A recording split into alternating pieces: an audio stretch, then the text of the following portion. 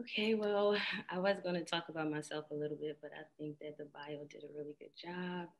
But just to reiterate, I am from Philadelphia, Pennsylvania, and I moved to Virginia after getting married about 7 months ago. So I'm pretty new to the area, but so far I like it a lot.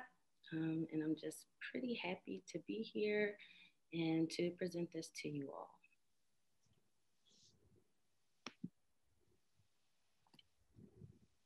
All right, so I think beginning with empathy is extremely important. On average, it's difficult for humans to pretty much empathize with other humans when we have not shared the same experiences. But even though we have not had the same experience, you have had the same feeling or emotion. So, just as we go through, if you could just take a minute to just think about some of the children and some of the adolescents that you have already mentored, and just try to put yourself in their shoes and really try to understand and make sense of their feelings and emotions.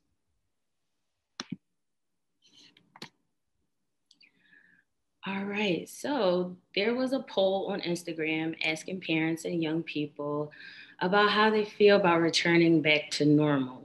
And so 50% of parents were ready, and 50% of parents were not ready. And 61% of young people were ready, and 39% of young people were not ready. And so now I would kind of like to check in with you all, just to get a gauge on how you all are feeling. Are you feeling ready or not so ready? You could unmute yourself and maybe just say ready or not so ready.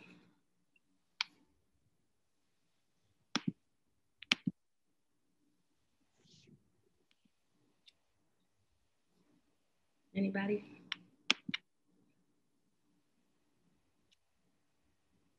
Okay. All right, we can go ahead and move on.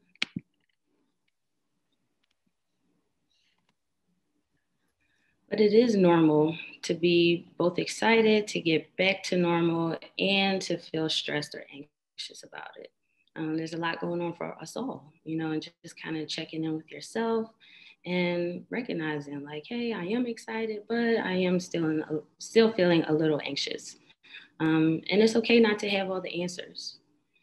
If a mentee asks you a question and you can't really answer it or needs help, just be honest about it. And there might be a great opportunity for you to learn something new together.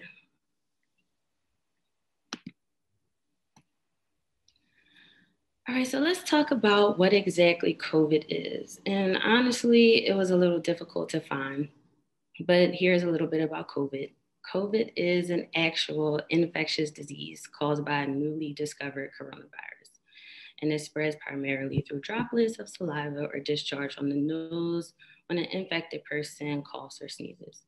And so we all know to wear masks, to social distance, and wash our hands, and that COVID has become a bit political. But I thought it was important to just kind of go over the fact that it is, an actual disease.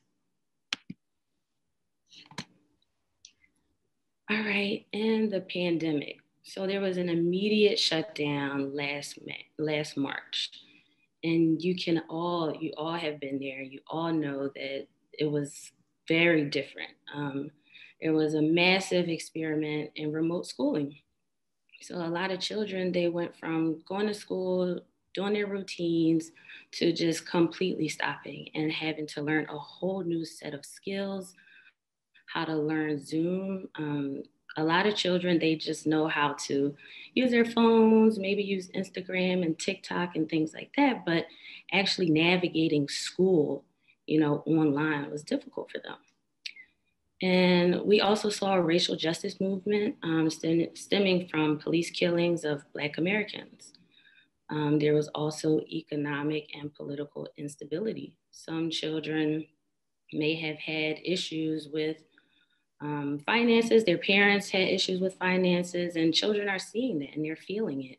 And then the political instability. There was a lot going on between the president and um, other political parties on TV, CNN, that children are watching. They they have these things at their fingertips. And so just kind of taking that into consideration would definitely be helpful. And also to note that these are all important traumatic happenings. And your mentees will definitely be aware, and they are definitely watching.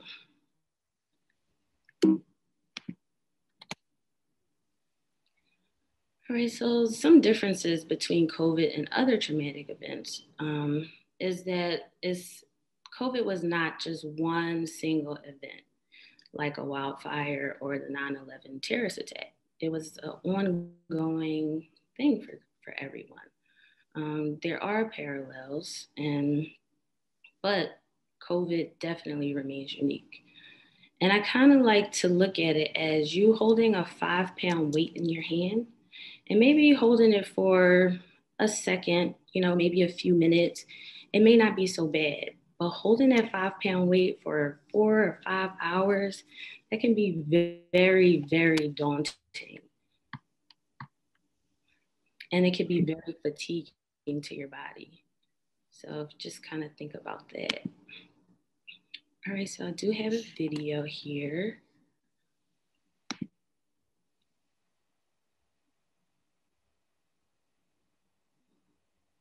If you're trying to lose belly fat, stop doing cardio. This sounds backwards, right? Well, believe it or not, it's actually true. Stop spending hours on the elliptical to get in shape. Running on the treadmill 5 or even 6 days a week gets most people. Okay, so my name is Yenna. I'm 11 years old recently. Yeah, I missed my birthday. It was on April 3rd, and I wrote that poem in March. I did have a Zoom call with my friends, which was really exciting and fun, but I didn't get to see them in person, which was sad. This is the poem I wrote first. Quarantine. It was going to be a normal school year, just interrupted by outside events. It wasn't coming near us, just a faraway threat. Or was it? Mother knows. Panicked, I checked the verdict. Public schools closed until May 1st. My birthday would be long gone. No friends to play with, no teachers to talk with, nothing to do. Quarantine for COVID-19 is not a quarantine. Quarantine for COVID-19 is a nightmare. Really, I want to go outside and be with my friends and stuff, and be at school. You can try to make it feel like school or home by doing some fun stuff. I didn't really do much yoga at school, so that's kind of something that I do now that I didn't do before quarantine. Namaste. There. It makes me feel calm and relaxed. Hey guys, it's me, Atticus again, and welcome back to Atticus Reads. So I'm going to read my poem to you. It's called Quarantine. A poem by Atticus Walker. Quarantine. More like quarantine. I despise this quarantine. I miss school. I miss my routine. Since quarantine began, I felt happy, scared, angry, just a bunch of emotions. And I was really happy to tell people my feelings, let it out, let people know. I have a little brother named Toby, and I have a pet cat named Boris. I have a lot more time on my hands, so I don't really know what to do with some of that time. My brother was watching an episode of Sesame Street, and there was a newspaper in it. So I was bored, and I wanted to make a family newsletter. I just came up with the idea. I love all art. I love art. I love dramatic art. I love music. I love dancing. I just love it. I love it. Everyone needs art in their lives. If you don't figure out a way to express yourself and not be so stressed out, then you're going to burst. Try to stay positive, because if you're negative, it's going to lead to a lot of really bad emotions, and you're going to get even sadder. If you're kind of tired, then you can get a book and read in your bed if you want to. That's what I sometimes do. Think of this as an opportunity to be with family and learn new things. Take care of yourself, and we're all in this together. So we'll get this.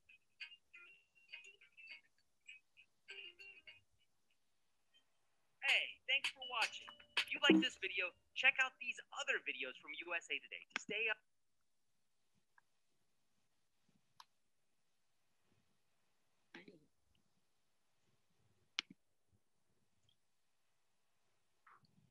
right, so as you saw, there were some feelings around the pandemic. These children, they shared their frustrations and they also shared some tips on how to get through this time. And it seemed like they were able to remain very positive about it. But it is important to note that not all of your mentees will have that same experience, and some may have had a more difficult time.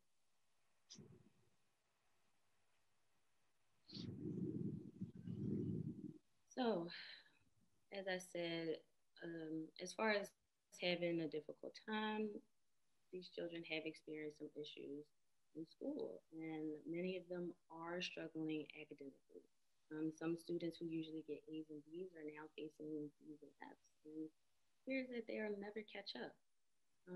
Parents, they have a lot to juggle.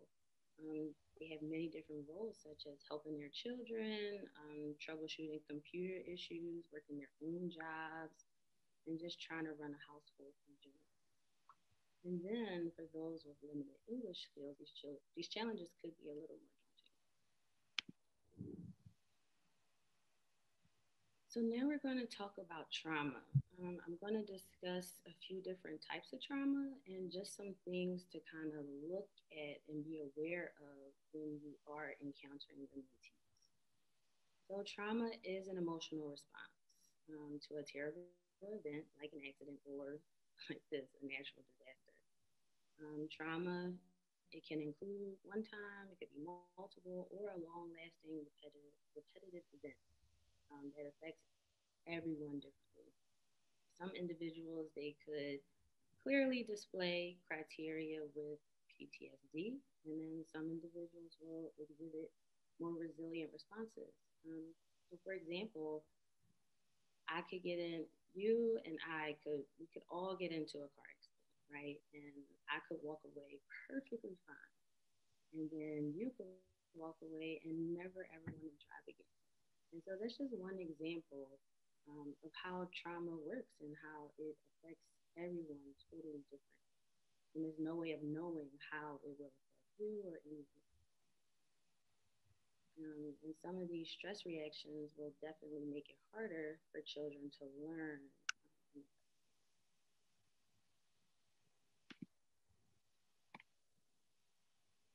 All right, so these are the developmental stages. Each age group is definitely vulnerable in unique ways to stresses of a disaster, but children and elderly are at a greater risk. For young children, that is ages 0 to 5 years, they may display generalized fear, nightmares, they may have stomach aches, headaches. And then we'll have the school age children, which is ages 6 to 12. They may exhibit aggression, anger, and they also may regress to some behaviors in the younger ages. And then for adolescents, ages 13 to 19, they may display depression, social withdrawal, rebellion, and increased risky activities.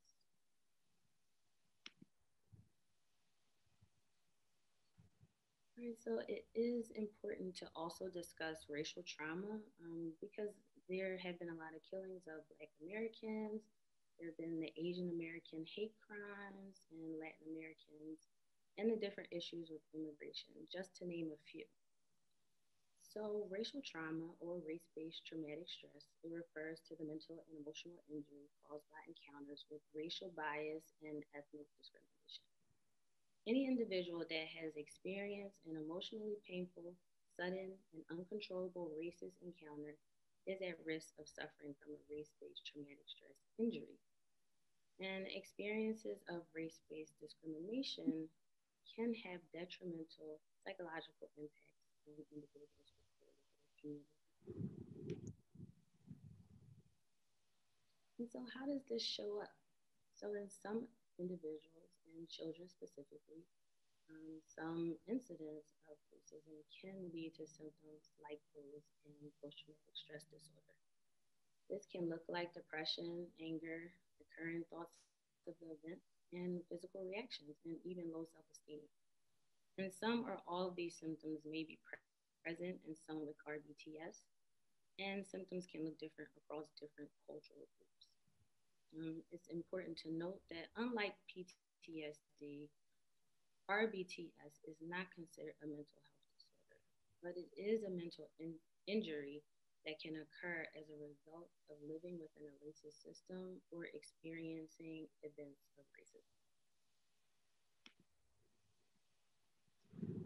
And so now we're going to talk a little bit about direct traumatic stressors and vicarious trauma. These are definitely different things, but they can be a little similar as far as the symptoms. So direct traumatic stressors, they're all direct impacts of trauma, of living within a society of structural racism or being on the receiving end of individual racist attacks. So there could be things such as heavy policing or facing barriers to home ownership due to inequitable policies, and the victim of the individual physical and verbal attacks or may face other microaggressions.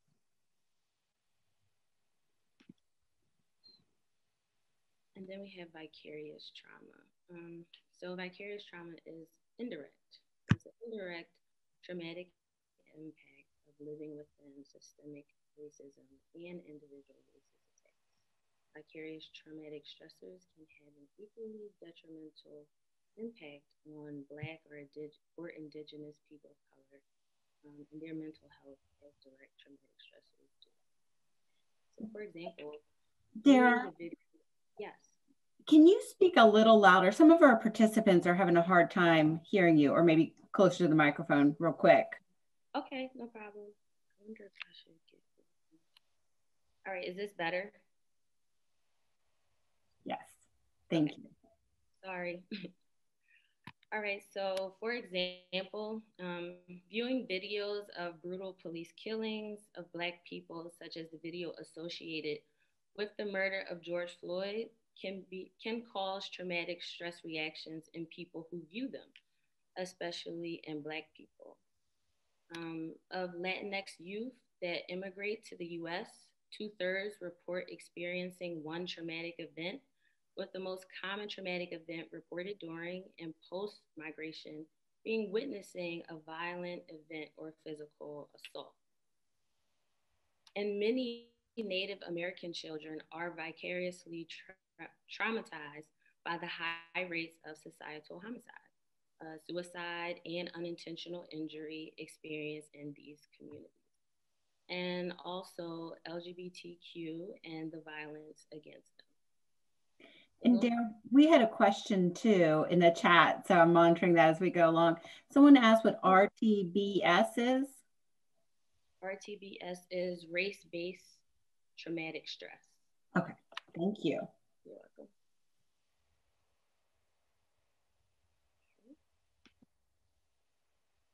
All right, so and now we're going to talk a little bit about intergenerational trauma. So intergenerational trauma is any traumatic situation or event that has been transmitted through multiple generations. And it can be in the form of neurological, which is your brain. So it can be anywhere from mental illness and to really just your genetic makeup. And then psychological, so that could be depression, low self-esteem, and with as far as your emotional and physical, it'd be headaches, high blood pressure, heart issues, or reproductive issues. So these are all the ways that trauma can be passed down from generation to generation. So we're gonna watch another video just about intergenerational trauma so you can get a better idea of how it kind of works.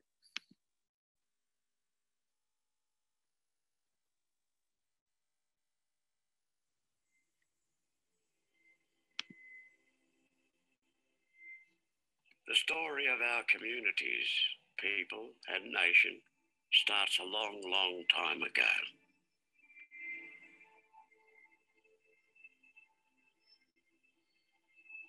More than 60,000 years, in fact.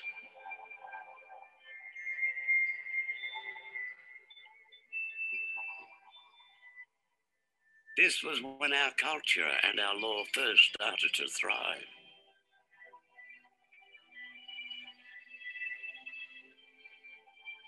We knew who we were and where we belonged. We took care of each other, our land and our waters. We ate food that made us healthy, lived on country and abided by our laws and song lines. Our families, our children were happy with strong minds and hearts because they were where they belonged.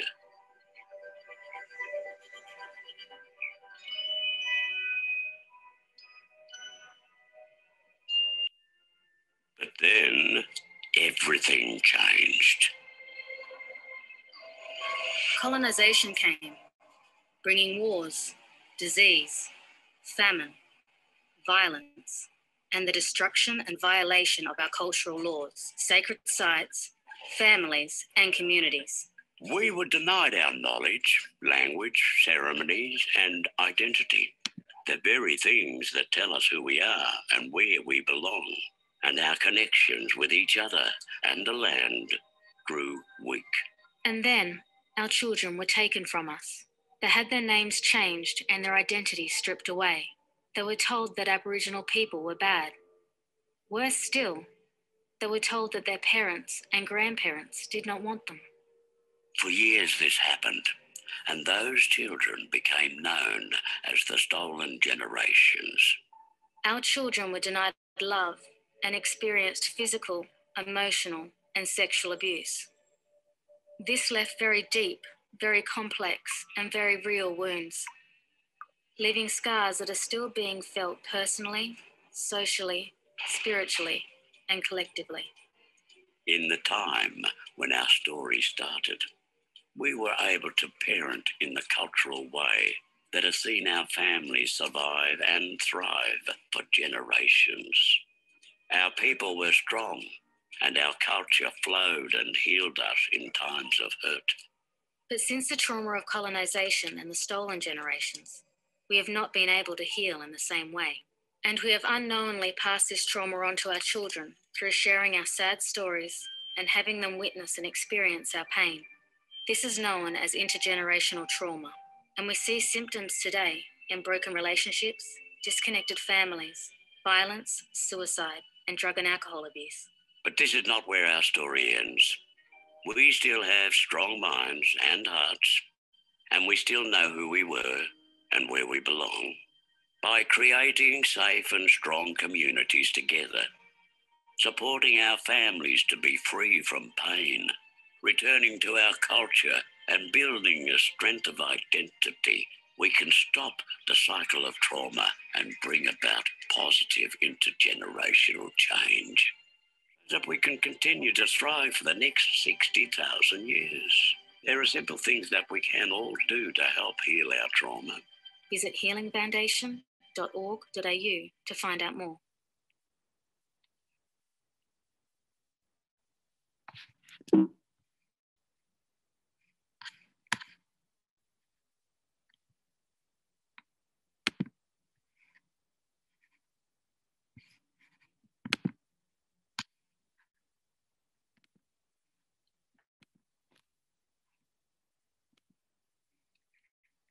Okay.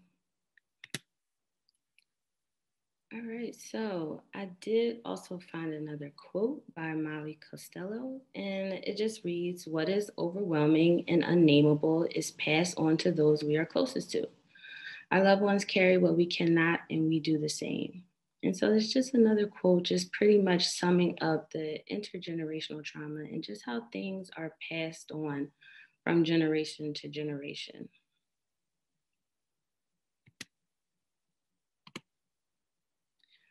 All right, so now we're going to talk a little bit about attachment.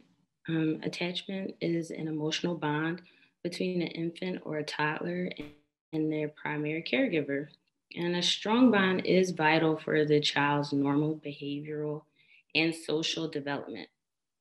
Attachment theory emphasizes the quality of one's early relationships and how this affects aspects of later functioning. Mothers who are sensitive to their children's signals, who are emotionally available and very perceptive and responsive to their infant's needs, they usually are more likely to have secure attachment.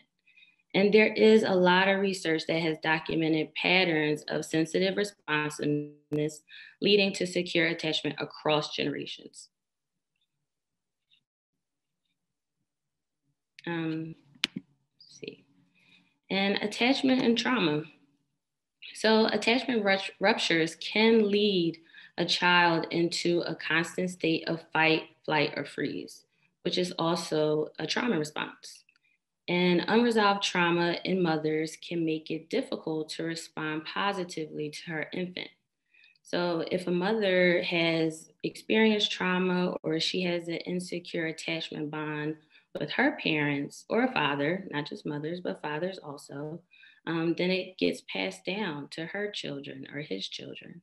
And the cycle can continue that way. It affects the development of attachment, like I said, in her own child.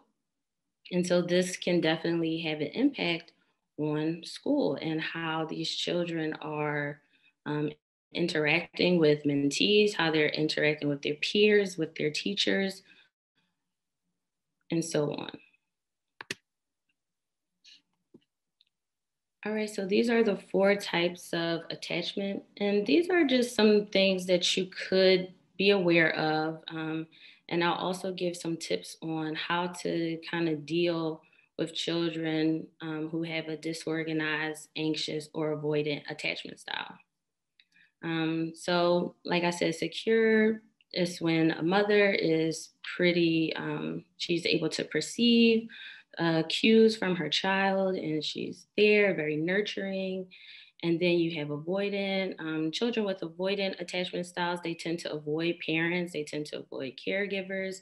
And when they become school-age children, they tend to avoid any type of negative emotion. They may reject attention from teachers, from mentors, from friends. And it's hard for them to seek comfort or contact. Disorganized children, they lack clear attachment behavior. So they could often have mixed behaviors. They could often seek out care or they could often be avoidant of it. And then with anxious children, they're usually ambivalently attached and they tend to be extremely suspicious of strangers. So it may be difficult to build relationships with them. And so just being open and honest is very helpful with these type of children.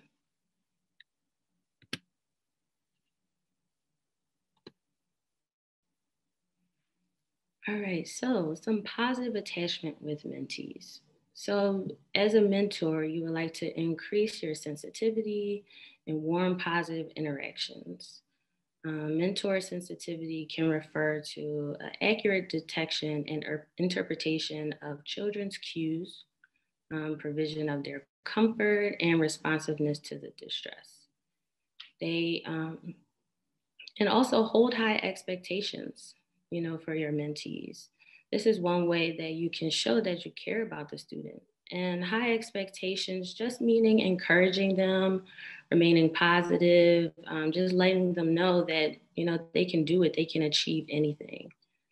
And be responsive by providing a choice. So if they have a choice to, do math or do reading today, you want to kind of let them have that control, because after being on lockdown and just probably feeling so out of control, then those little moments where they do have some control would definitely be helpful for them.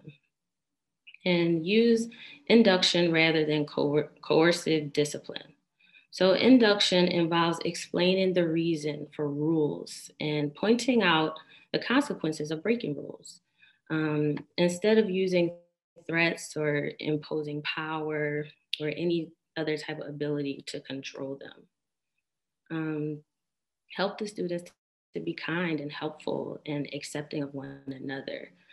Peer culture is key. And so just encouraging them to be social, yet social distance. It would be helpful. and implementing interventions for specific and difficult relationships. So there is one intervention that I do like to use, and it's called the bank. And so if you have a mentee who is, doing all these positive things, then you can call that banking time. And they're saving up, and the children are inevitably going to have a bad day or a bad moment. And so when they do, then you might say, okay, hey, let's withdraw all those positives that you saved up in the bank. Just to kind of remind them that they have done so much positive and not focus too much on the negative.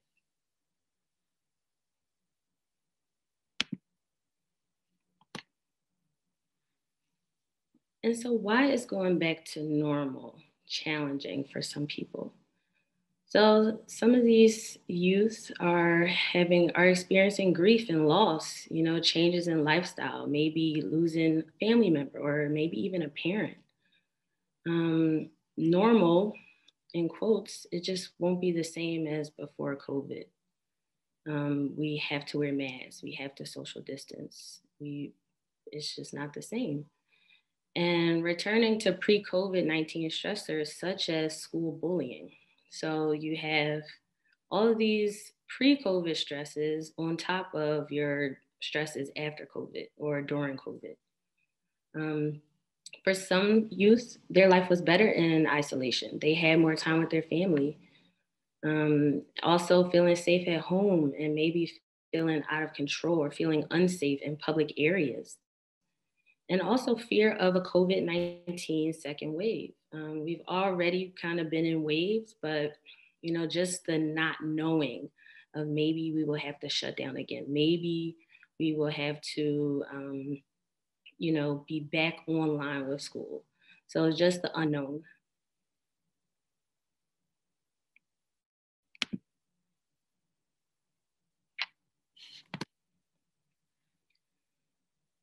And so here we have normal versus concerning behavior. So a normal impact, research into psychological impacts of health anxiety, quarantine and isolation have found a range of short-term emotional changes that are normal, including confusion, anger, anxiety, and depression. Some short-term behavior change is definitely normal, and that could include insomnia, exhaustion, irritability, or avoidance, such as avoiding crowded places. But it can be some concerning impacts where while most children will balance their own time, a pandemic can trigger acute stress disorder or post-traumatic stress disorder symptoms. So it becomes concerning when their anger or their anxiety is kind of harming or getting in the way of their everyday life. So maybe if your mentee is, they don't want to do any work at all throughout the entire time together, or they may experience a panic attack, reoccurring panic attack, or they don't want to interact with you or don't want to interact with their peers. That could be a cause for concern. And then you might want to contact supervisor or someone else that could help you get help for your mentee.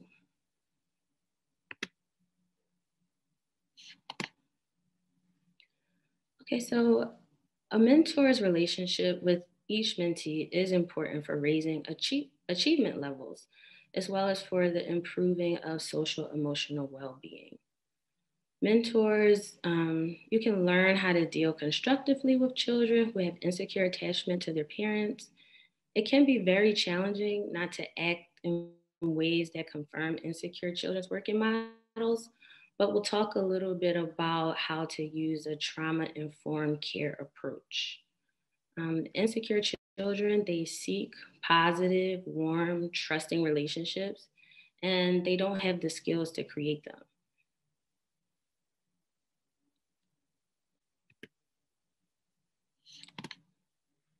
So now we're going to talk about trauma-informed care. Trauma-informed care is an approach in the human services field. So that's mentors, mental health workers, teachers, all types of people in this whole umbrella of a field that assumes that an individual is more likely than not to have a history of trauma. So pretty much just kind of walking in thinking that your mentee has experienced some form of trauma. And the intention of trauma-informed care is not to treat the symptoms or the issues related to any form of trauma, but rather to provide support, and support in ways that are accessible and appropriate to your mentees. And a trauma-informed care approach strives to understand the whole of the individual. So when trauma occurs, it affects an individual's sense of self and their sense of others and the beliefs about the world. So just kind of learning their story, hey, tell me about yourself. Tell me about things around you. How do you view the world? Asking them questions such as that.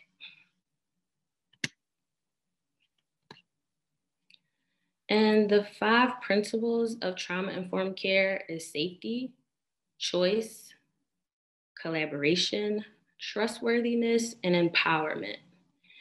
So as far as safety, you want to ensure that they are physically and emotionally safe. That's the first step that you would want to address. And then, as I kind of talked about before, is providing choice to the mentees and allowing them to have more control over their experiences.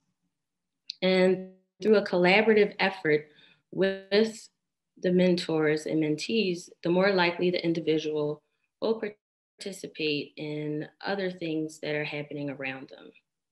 And trustworthiness can be evident in the establishment and consistency of boundaries and the clarity of what is expected.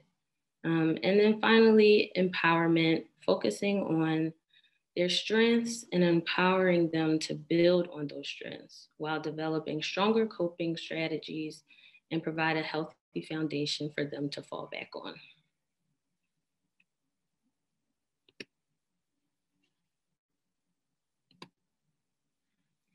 And so the key components of trauma-informed care is a solution-based service approach. So basically just trying to help them solve problems, help with problem solving, and just kind of come into conclusions for whatever the issue may be. And recognizing that there is a prevalence of trauma.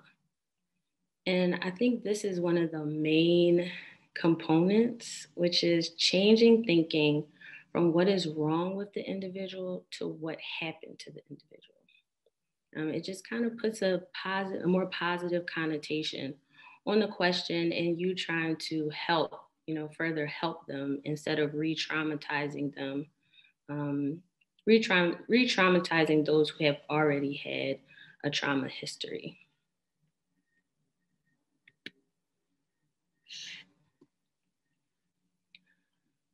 And so here is a list of ways to support.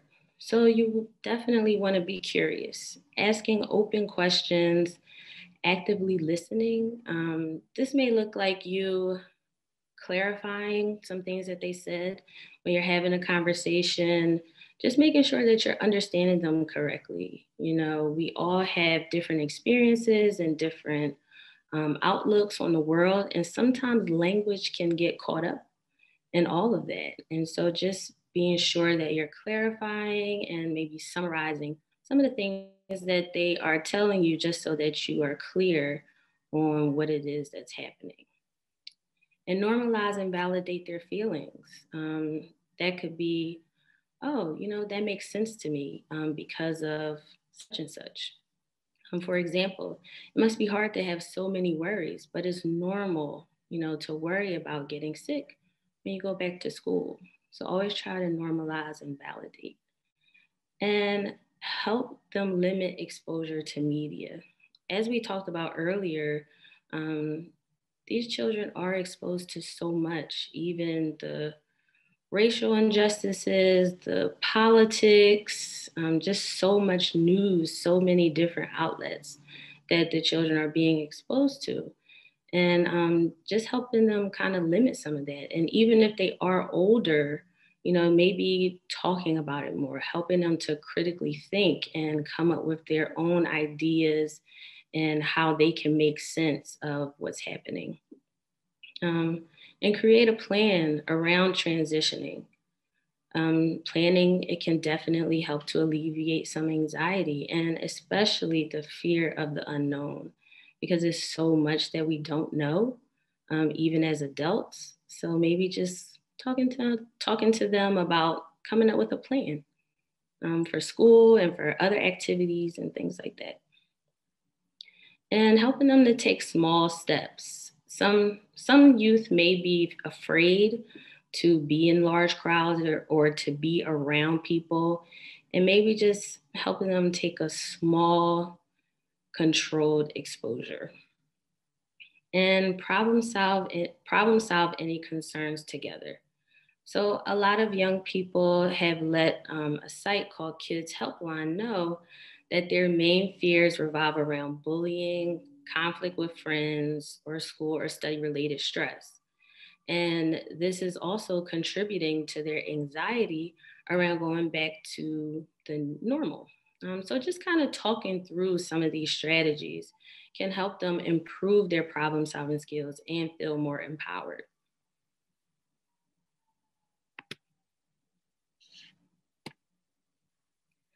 And so making connections with your mentees, being open and honest with them about what's happening and sometimes about how you're feeling as well.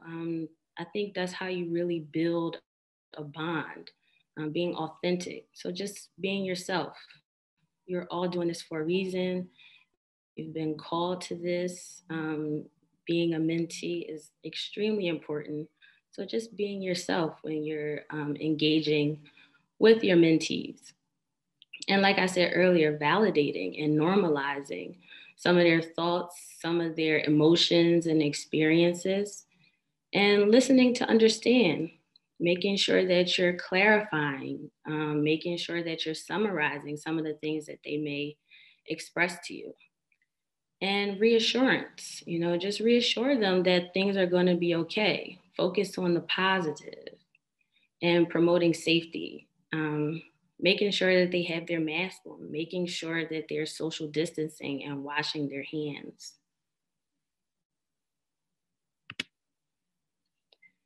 And so here is a list of positive coping mechanisms. The first one, explore the positives. Always try to change that negative into a positive. Sometimes taking a walk is very helpful. Hopefully, y'all will be in an environment where you can maybe take a walk outside if things become a little overwhelming, just to get some fresh air. Practice deep breathing that sends dopamine to your brain, which makes you feel happier. Counting to 10, it helps your heartbeat to slow down a little bit. Massaging your palms, that also sends dopamine to your brain, which makes you happier. Drawing a picture, it could be any picture, just kind of being creative and making things a little more fun and less stressful. Or writing a short poem, or even just laughing. I used to just say, okay, on a count of 3, we're gonna laugh. 1, 2, 3, and just start laughing. And sometimes that can definitely help reduce a lot of stress and a lot of anxiety and anger that are built up in some of the children.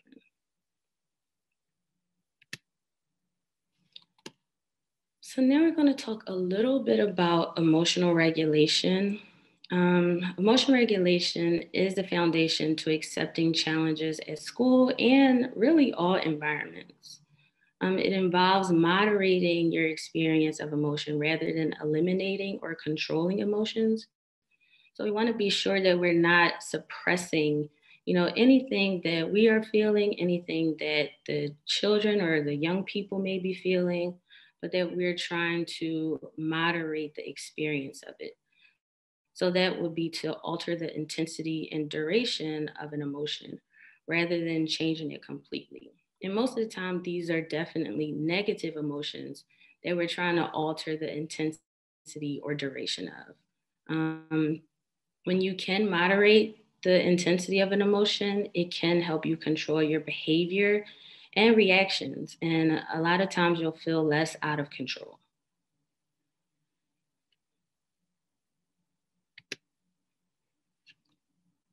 And so this is just a diagram of just kind of how thoughts, emotions, behaviors, and feelings, how they kind of go hand in hand. Some people, they would like to say that you have a feeling and then that triggers a thought and that triggers behavior, but they all kind of trigger each other. And so maybe sometimes just taking a minute to talk to your mentee, like, okay, how are you feeling? You know, and then what thought do you have? And then, okay, how would you like to act it out? Just taking a step back, taking a breather, and really think about the process of how behaviors happen, how thoughts happen, and feelings happen could be helpful, especially in dealing with difficult situations.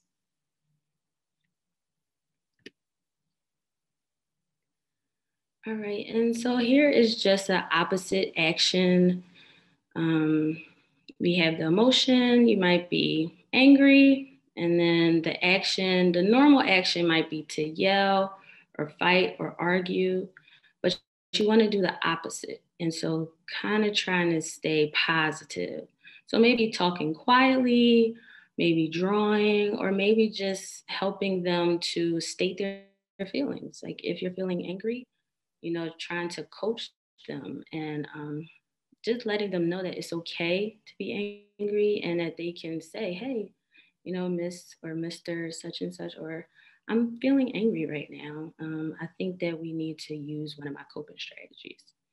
And even if they're feeling sad and their normal action might be to withdraw from others, maybe the opposite action would be to communicate with them and express how they're feeling. If they're feeling sad, they can say, hey, such and such, you made me feel a certain type of way, you made me feel sad, this hurt my feelings, and so on.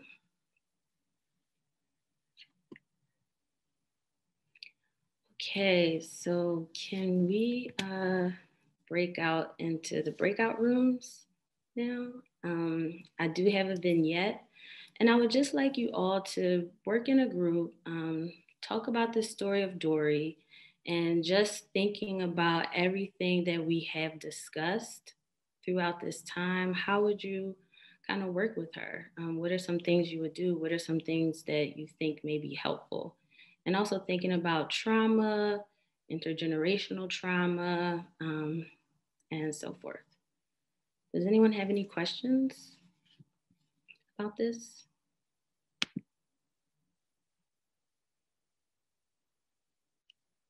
All right, so is everyone back? I was just hoping that maybe, you know, whoever was in each group, if you just kind of wanted to share a little bit about what your group discussed with everyone, maybe take like a minute.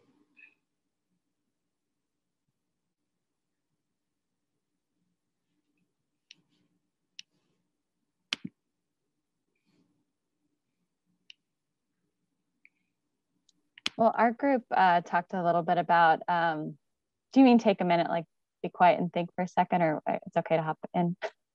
Yes, please hop in. Oh, second guess myself here. Yeah, I mean, we talked about, you know, how, our program specifically and how mentors can really support a young person in Dory's position, and talked about how even more, you know, today that trauma-informed care training for program staff and for mentors is really important, something we've been thinking a lot about and wanting to, you know, to ramp up for providing that support for mentors and program staff. And Steve, not to put you on the spot, but we also talked a little bit about that onboarding process for youth and kind of like having a full picture and as full of pictures possible and understanding of their circumstances prior to matching, that sort of thing. Thank you, Tricia, for sharing. Our group talked about how important it is to just ask questions of the mentee about their perspective on everything that's going on around them. In particular, not just focusing on the things that were going on inside the home, but also external situations, circumstances such as a return to school, that maybe there's something going on there that could have been contributing to their change in mood. We also talked about how we as the mentor or the mentor that's working with that child could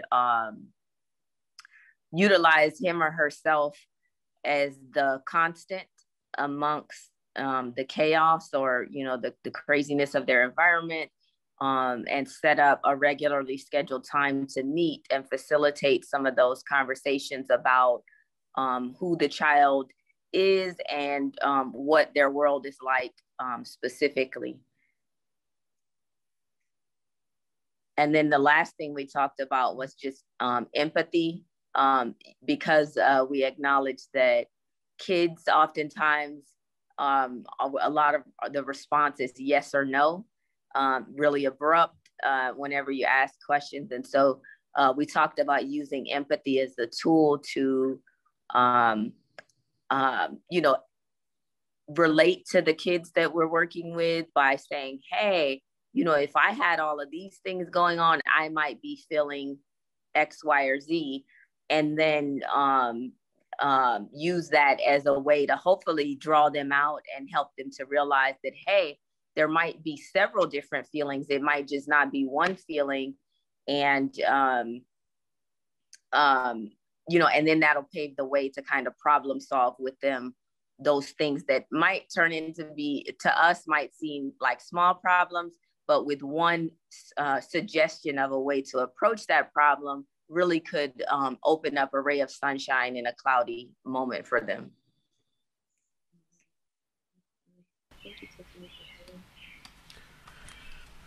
Hello everyone, this is Vaughn, Art 180. I'm going to just jump in for our group. We actually went in a direction about kind of thinking about the information that's going to be relayed about the youth at that point. Knowing that, you know, a lot of information cannot be relayed out to you know, teachers and so on and so forth, just the personal information that's there. And so when you're getting into a situation where we're trying to, you know, I don't want to say diagnose, but like evaluate a youth and their situations, you have to be careful as to what goes out in the public in that sense. And so one thing that I think that our group talked about was really thinking about resources for that youth and trying to find resources, because there's, as I said in the group, there's a lot of red flags in that story, you know, and it's not just about the mentorship relationship, but there's potential counseling there, and it's potentially kind of larger issues that might appear in this story.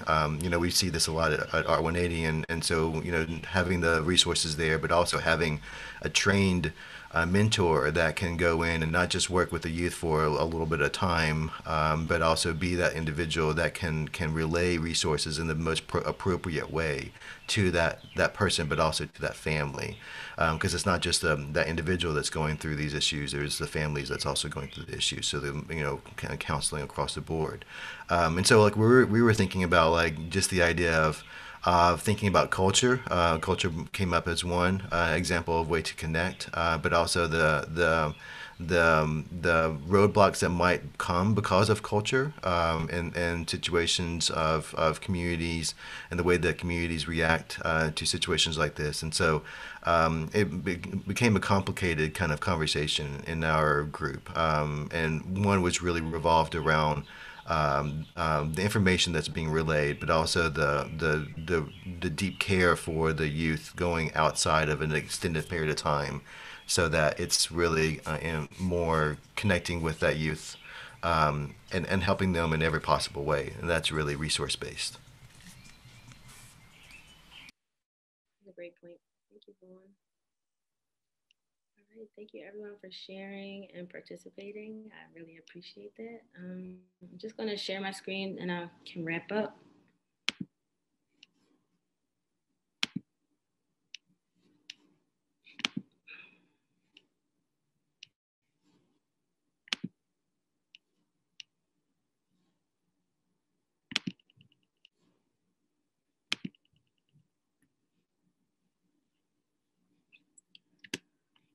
Okay, so I just kind of wanted to pick a few main takeaways that I hope that you really got from this is really to be authentic, be curious, ask what has happened to you instead of, what's wrong with you, show empathy, remain positive, and promote safety.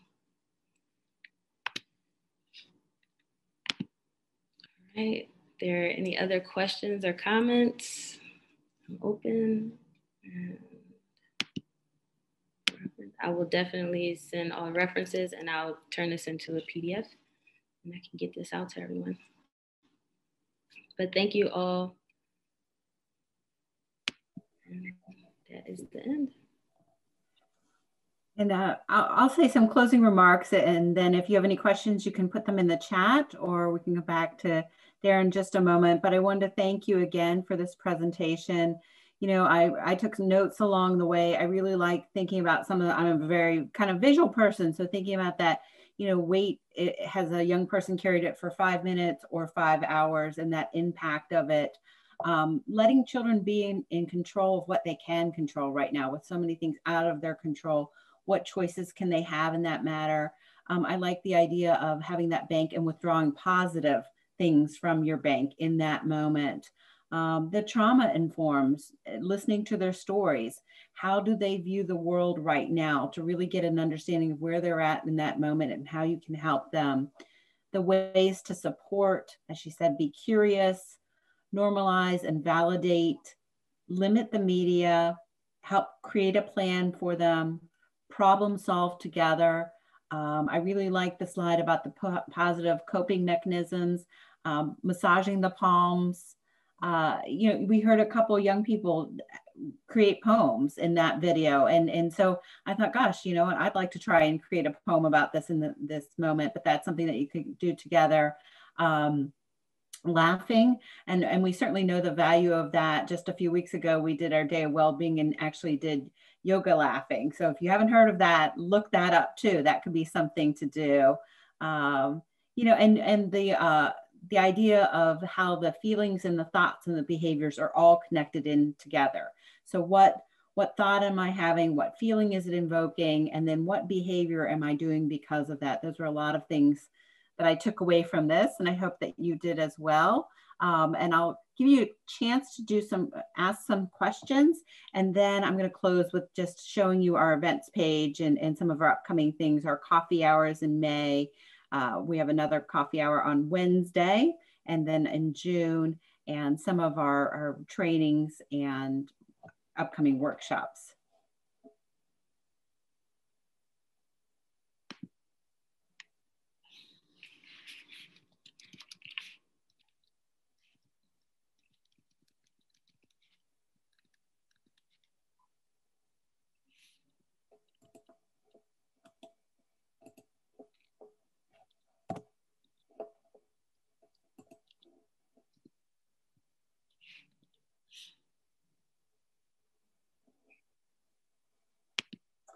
So again, in the chat box, I put our events, our upcoming events for you to check out.